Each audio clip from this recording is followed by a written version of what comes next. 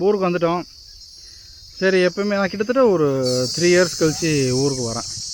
சரி, எப்போயுமே இங்கே வந்தாக்கா பசங்களோட சின்ன மீட்டப்பு, கூட்டாஞ்சோறு இதெல்லாம் போடுவோம். சென்னையில் அதுக்கெல்லாம் வாய்ப்பு கிடையாது. இங்கேனா அங்கே லைஃப் வேறு இல்லை நம்மளுக்கு. இப்போ பசங்களோட பார்க்கணுனாக்கா ஃப்ராங்காக இல்லைனா சினிமா, மூவி, இந்த மாதிரி போவோம். இங்கெல்லாம் அந்த மாதிரி ஆப்ஷன்லாம் கிடையவே கிடையாது. ஆனால் இங்கே லைஃப் வந்து டோட்டலி டிஃப்ரெண்ட் நாங்கள் என்ஜாய் பண்ணுறதெல்லாம். சரி, நீ கூட்டாஞ்சோறு போடலாம் அப்படின்னு பிளான் பண்ணிவிட்டு என்ன பண்ணலாம் அப்படின்னாக்கா போர்க் செய்யலாம். ஏன்னா போர்க் வந்து பார்த்திங்கன்னா வீட்டில் செய்ய மாட்டோம். இங்கே அது சாமிக்கு வந்து செட் ஆகாதுன்னு சொல்லிட்டு வீட்டில் செய்ய மாட்டாங்க. பசங்க நாங்களாக தான் வெளியே வாங்கி வெளியே காட்டில் வச்சு செய்வோம். இப்போ நான் அந்த காட்டில் தான் இருக்கேன். போர்க் வாங்கினோம். போர்க் வாங்கிட்டு வந்தேன் இப்போ தான். இங்கே கேஜி 300 போல். நான்லாம் சாப்பிட்டு ரொம்ப நாள் ஆச்சு. ஏன்னா செய்கிறது இல்லைல்ல. சென்னையில் போய் இந்த மாதிரி தனியாக வெளியே ஒதுக்குப்புறமாக இடம்லாம் கிடையாது செய்கிறதுக்கு. ஏதாவது ட்ரிப்பு போனால் தான் செய்யணும். சரி, அதான் இன்றைக்கி போர்க் செய்யலாம் அப்படின்னு வாங்கின்னு வந்தோம். செய்ய போகிறோம். செய்கிற கைஸை மட்டும் பாருங்கள்.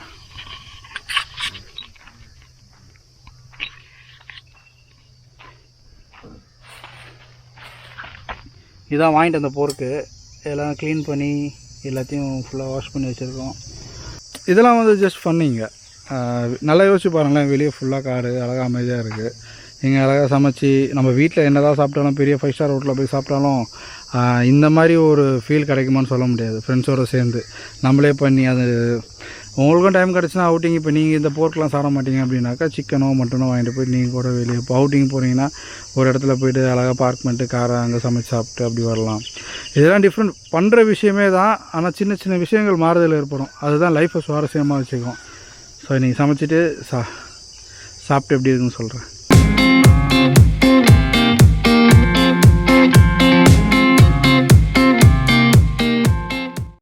இப்போ தான் எல்லாத்தையும் கட் பண்ணிருக்கோம். கையில் கிடைக்கிறது எதாக இருந்தாலும் போட்டு சமைச்சிருவோம். வெறும் காஞ்ச மிளகா, ஆக்சுவலி வர மிளகா, சின்ன வெங்காயம், அதுக்கப்புறம் வந்து கொஞ்சோண்டு பூண்டு, தக்காளி, அவ்வளோதான். இதுதான் இன்க்ரீடியன்ஸ் இதில் நாங்கள் போட போகிறது. அப்புறம் கருவேப்பிலை. எண்ணெய் ஊற்றுறா. ஏமா பார்த்து வலிச்சிட போகுது. நல்லா ஊற்றேன்டா. ஏன்டா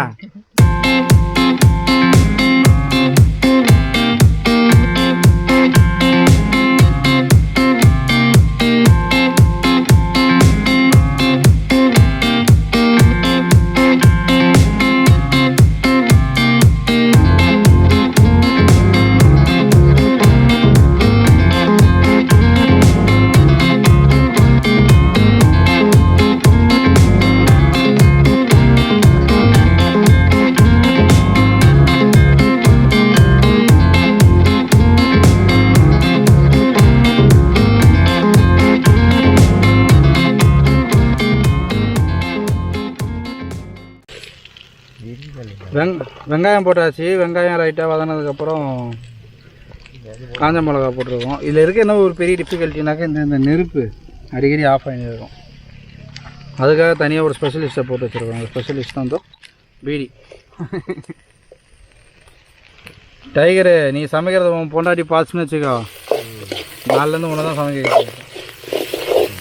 வீட்டில் ஒரு சட்டியை ஊற்ற மாட்டானுங்க. அது அப்படியே ஒரு வெந்துட்டோம். தக்காளி கட் பண்ணியாச்சா?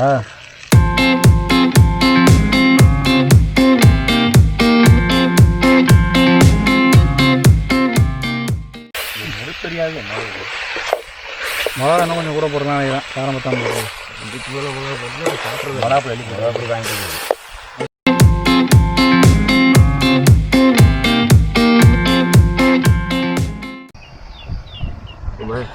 இந்த மாதிரி சண்டை போட்டு அறப்புறையா இந்த மாதிரிலாம் பண்ணு ஒரு ஃபன்னாக இருக்கும். ஆனால் இதெல்லாம் எங்கள் சிட்டி லைஃப்பில் நம்மளுக்கு கிடைக்கிது. ஃபோனு, டெக்னாலஜி அந்த மாதிரி. சரி, வாடா படத்துக்கு போகலாம் அப்படின்னாங்க. அங்கே போய்ட்டு ஒன்றும் அப்படியே பேசவும் மாட்டானுங்க.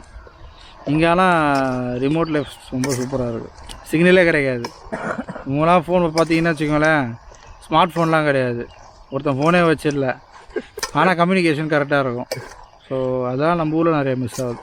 பேசிட்டே இருக்கையில் ஒரு கேரக்டரை விட்டேன். இந்த இவன் பேர் பாச்சா.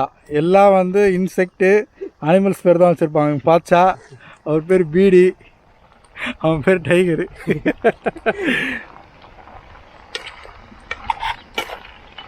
கறி லைட்டாக ஓரளவுக்கு வெந்துருச்சு. மிளகா பொடி போட போகிறானுங்க. போதும் ரொம்ப போடாது, ஆல்ரெடி காரமாக இருக்குது, சும்மா அந்த கலருக்கு முடியும். அதில்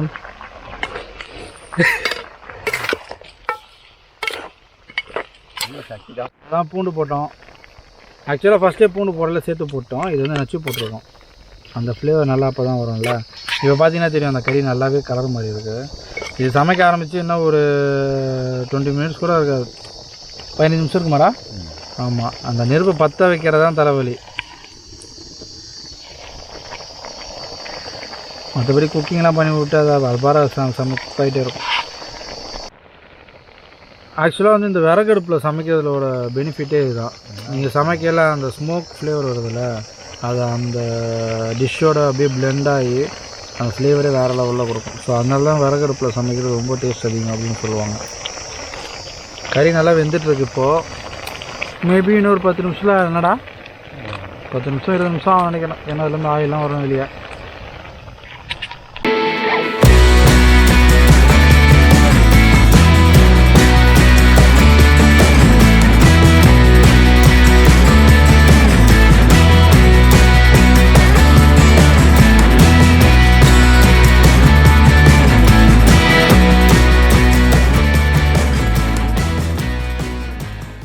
வாவ், கறியை பார்த்தீங்களா எப்படி அழகாக சிவப்பாக வெந்துருக்குன்னு. லைட்டாக தான் மிளகா பொடி போடணும். ஃபுல்லாக அந்த காஞ்ச மிளகாலாம் பார்த்தீங்கன்னா அது ஒரு நல்லா இதாக இருக்குது, நல்லா இன்கார்பரேட் ஆகி சூப்பராக இருக்குது பாருங்கள் பார்க்குறதுக்கு. ஆல்மோஸ்ட் நம்ம குக்கிங் முடிஞ்சிருச்சு. அடுத்தது சாப்பிட வேண்டியது தான். இன்னொரு 5 to 10 மினிட்ஸ் வந்துருச்சுன்னா இறைய போட்டுடலாம். கைஸ், நல்லா குக் ஆகிடுச்சு. இதுக்கப்புறம் சாப்பிட வேண்டியது தான். இறக்குடா போடுறா.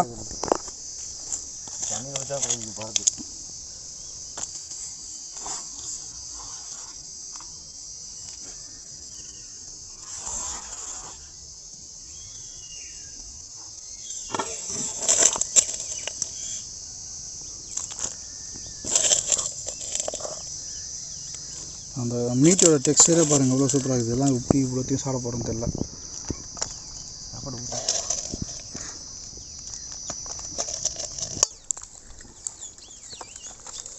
சமைச்சி இலையில் போட்டாச்சு. பசங்க எல்லாம் சூப்பராக பண்ணியிருக்கானுங்க.